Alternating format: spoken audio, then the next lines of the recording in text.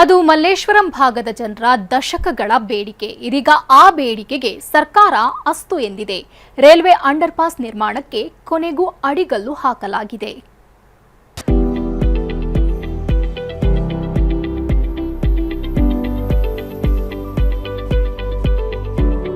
ಅತ್ತಿತ್ತ ಓಡಾಡೋಕಾಗ್ತಿಲ್ಲ. ಯಾವಾಗ ಯಾವ ಕಡೆಯಿಂದ ಟ್ರೈನ್ಗಳು ಬರ್ತಾವೋ ಗೊತ್ತಾಗಲ್ಲ. ಜೀವ ಕೈಯಲ್ಲಿ ಹಿಡಿದೇ ಹಳಿ ದಾಟಬೇಕು. ಇದು ಮಲ್ಲೇಶ್ವರಂ ರೈಲ್ವೆ ಪಾದಾಚಾರಿಗಳ ಸಂಕಷ್ಟ. ಆದ್ರೀಗ ಇದಕ್ಕೆಲ್ಲ ಮುಕ್ತಿ ಸಿಗಲಿದೆ.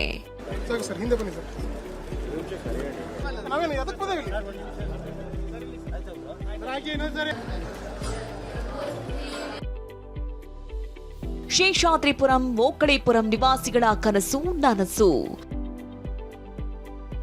ಮಲ್ಲೇಶ್ವರಂ ರೈಲ್ವೆ ಪಾದಾಚಾರಿ ಸುರಂಗ ಮಾರ್ಗಕ್ಕೆ ಶಂಕುಸ್ಥಾಪನೆ.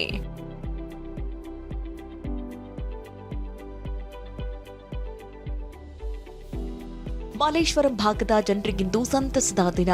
ಯಾಕಂದ್ರೆ ಮಲ್ಲೇಶ್ವರಂ ಪಾದಾಚಾರಿ ಸುರಂಗ ಮಾರ್ಗ ನಿರ್ಮಾಣಕ್ಕೆ ಶಂಕುಸ್ಥಾಪನೆ ಮಾಡಲಾಯಿತು. ಸ್ಥಳೀಯ ಶಾಸಕ ದಿನೇಶ್ ಗುಂಡೂರಾವ್, ಬೆಂಗಳೂರು ನಗರಾಭಿವೃದ್ಧಿ ಸಚಿವ ಕೃಷ್ಣ ಬೈರೇಗೌಡ, ಕೇಂದ್ರ ರಾಜ್ಯ ಖಾತೆ ಸಚಿವ ವಿ ಸೋಮಣ್ಣ, ಸಂಸದ ಪಿಸಿ ಮೋಹನ್ ಸೇರಿದಂತೆ ಅನೇಕರು ಕಾಮಗಾರಿಗೆ ಗುದ್ದಲಿ ಪೂಜೆ ನೆರವೇರಿಸಿದರು. ಸುಮಾರು 55 ಕೋಟಿ ವೆಚ್ಚದಲ್ಲಿ ನಿರ್ಮಾಣವಾಗ್ತಾ ಇರುವ ಈ ಅಂಡರ್ ಪಾಸ್ ಯೋಜನೆ ರೈಲ್ವೆ ಹಳಿಗಳನ್ನು ದಾಟೋಕೆ ಸಾರ್ವಜನಿಕರಿಗೆ ಅನುಕೂಲ ಮಾಡಿಕೊಡುತ್ತೆ. ಸ್ವತಂತ್ರ ಪಾಳ್ಯದಿಂದ ಸ್ವಾತಿ ಹೋಟೆಲ್ವರೆಗೆ ಈ ಅಂಡರ್ ಪಾಸ್ ಸಂಪರ್ಕ ಕಲ್ಪಿಸುತ್ತೆ. ಈ ಯೋಜನೆಯಿಂದ ಶೇಷಾದ್ರಿಪುರಂ, ಓಕಳೀಪುರಂ, ಶ್ರೀರಾಂಪುರ ಮತ್ತು ಮಲ್ಲೇಶ್ವರಂ ಭಾಗದ ನಿವಾಸಿಗಳಿಗೆ ಅನುಕೂಲವಾಗಲಿದೆ.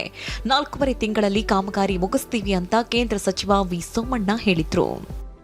ಇಡೀ ಬೆಂಗಳೂರು ನಗರದ 100 ಕಿಲೋಮೀಟರ್ ವ್ಯಾಪ್ತಿಯಲ್ಲಿ ಎಷ್ಟು ಮೇಲ್ ಸೇತುವೆ ಕೆಳ ಸೇತುವೆ ಇದೆ, ಎಲ್ಲಕ್ಕೂ ಮುಕ್ತಿ ಕಾಣಿಸ್ತಾ ಇದ್ದೀವಿ. ಒಂದು ಹಂತಕ್ಕೆ ತಂದಿದ್ದೀವಿ. ನನಗನ್ನಿಸ್ತದೆ 50-60 ವರ್ಷದಲ್ಲಿ ಏನಾಗಿರಲಿಲ್ಲ ರೈಲ್ವೆಯಲ್ಲಿ ಎಲ್ಲವನ್ನು ಕೂಡ ಮಾಡಿಸ್ತಕ್ಕಂಥ ಕೆಲಸವನ್ನು ಮಾಡ್ತೀವಿ. ಈವರೆಗೂ ಇಲ್ಲಿ ಅಂಡರ್ ಪಾಸ್ ಇಲ್ಲದ ಪರಿಣಾಮ ರೈಲ್ವೆ ಹಳಿಗಳ ಮೇಲೆಯೇ ಪ್ರತಿದಿನ ಸಾವಿರಾರು ವಿದ್ಯಾರ್ಥಿಗಳು, ಉದ್ಯೋಗಿಗಳು, ವೃದ್ಧರು ನಡೆದುಕೊಂಡೇ ಹೋಗಬೇಕಾಗಿತ್ತು. ಸಾಕಷ್ಟು ಅಪಘಾತಗಳು ನಡೆದಿದ್ವು. ಹೀಗಾಗಿ ಈ ಅಂಡರ್ ಪಾಸ್ ನಿರ್ಮಾಣ ಆಗ್ತಾ ಇರೋದಕ್ಕೆ ಸ್ಥಳೀಯರು, ವಿದ್ಯಾರ್ಥಿಗಳು ಸಂತಸ ವ್ಯಕ್ತಪಡಿಸಿದ್ರು.